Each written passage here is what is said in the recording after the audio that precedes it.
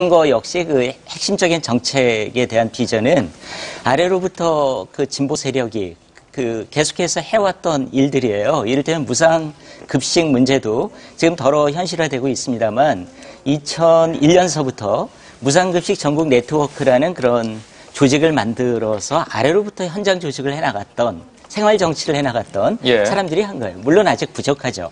그래서 지금 그걸 해나가야 되는 상황인데 아쉬운 거죠. 통합진보당이 해야 할 일이 많은데 지금 이 두 가지의 문제점에 봉착해 있고 이것을 빨리 돌파해내지 못한다면 통합진보당도 소멸될 위기의 상황을 맞게 되고요. 또 한 가지는 그 촛불에서 보였던 사람들의 간절한 생활상의 문제, 이런 문제를 해결할 주체가 잘 보이지 않는 거죠. 거기에 더해서요. 이게 통합진보당만의 문제라면 오늘 우리가 토론할 필요도 없었겠죠. 이제 그것이 가져올 수 있는 진보의 위기.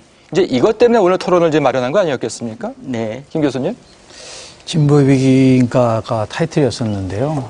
가장 큰 위기가 정체성의 위기죠. 그러니까 다시 얘기해서 그동안 진보들이 주장했었던 여러 가치들이 이번 부정선거 파동 속에서 이게 과연 정말 그 진보가 지향하는 가치를 수용하고 있는 거라는 첫 번째 위기를 맞이한 것이고요. 두 번째가 반응 속의 위기 아닙니까? 정당이 끊임없이 국민들이 요구하는 것에 대해서 반응을 해줘야 되는데 지금 김 교수님 말씀하신 부분을 조금 연장해서 말씀을 좀 드리면 이번에 30대의 투표율이요. 실제적으로 굉장히 낮았습니다.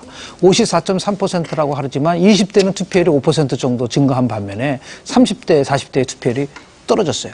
그럼 30대, 40대의 투표율이 왜 떨어졌느냐? 그것은 아마도 진보 진영에서 이번 선거 과정 속에서 생활정치와 연관된 대표 어젠다를 완전히 그냥 상실해버린 상태에서 그 미숙한 선거 전략이었다고 볼 수가 있는 것이죠. 물론 한미 FTA 문제라든지 제주 해군기지 문제라든지 이것을 가장 중심 어젠다로 가져가다 보니까 피부로 체감하는 이러한 어젠다에 대한 공감도가 너무 낮았다. 그러니까 다시 얘기해서 지금 말씀하신 모든 부분 속에서 이러한 그 생활 어젠다를 가져가야 된다는 이런 부분인데 문제는 뭐냐면 지금 방향성은 맞지만 왜 그러면 2010년도 이후에 진보의 나름대로의 세력들이 보수와 대등한 관계, 이번도 선거 결과를 보면은 득표변에서 보면은 거의 뭐 대등한 관계거든요. 이 정도까지 올라왔단 말이죠. 그런데도 불구하고 실제적으로 의석수에서 보면은 기대한 만큼은 거를 왜 못 가져갔는가.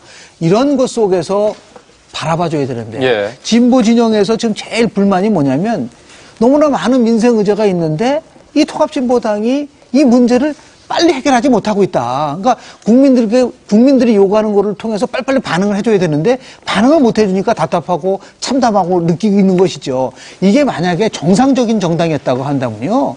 당권파가 비당권파가 싸우면 결론은 어떻습니까? 과거에 본 것처럼 해결이 안 나오죠. 빨리 조속하게 정말 중립적인 인사로 해서 비상대책위를 만들어가지고 거기서 진상조사를 하든 다른 방식을 통해서 문제 해결을 해야 되는데 끊임없이 당권과 비당권파가 투쟁하는 모습을 보이다 보니까 이거는 뭐 민생 어젠다는 다 날아가 버리고 더욱더 국민들을 어렵게 만드는 정말 짜증나게 하는 것이죠. 저도 그래서 이제 그게 이 지금 현재 문제를 해결하는 방식도 예를 들면 누가 옳으냐, 그다음에 누가 잘못했냐, 요걸 물론 가려야 되겠지만 사실 이게 미래지향적인 비전들을 가지고 당을 이제 지금 이제 얘기한 이런 여러 새로운 진보의 요소들이죠. 생활정치 요소, 환경정치의 요소, 여성정치 요소, 젠더정치 요소, 이런 여러 새로운 진보의 요소들을 끌어안으면서 그것도 저는 민주통합당보다 더 급진적으로 끌어안으면서 미래지향적인 방향에서 이걸 해결해 가면서 동시에 이런 과거의 관행들을 함께 해결해 가는, 그래야지 이걸 그냥 그 자체로 하게 되면요. 날 셉니다.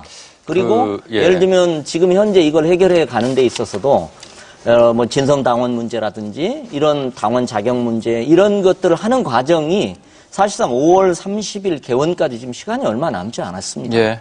그렇기 때문에 빨리 저는 정리를 해서 비대위와 이런 것들을 포함해 가지고 지금 빨리 미래지향적 방향으로 전환하는 게 필요하다. 방안들을 말씀해주고 계시는데요. 사실 이런 말이 있죠.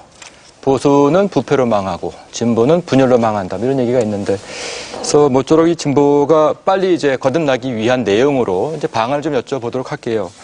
예를 들어서 비례대표 사퇴 문제가 또 나오고 있는 것 같고요. 그렇죠? 또 뭐 정치적 책임과 그 법적 책임의 그 공방을 또 어떻게 해결할 것인지 구체적으로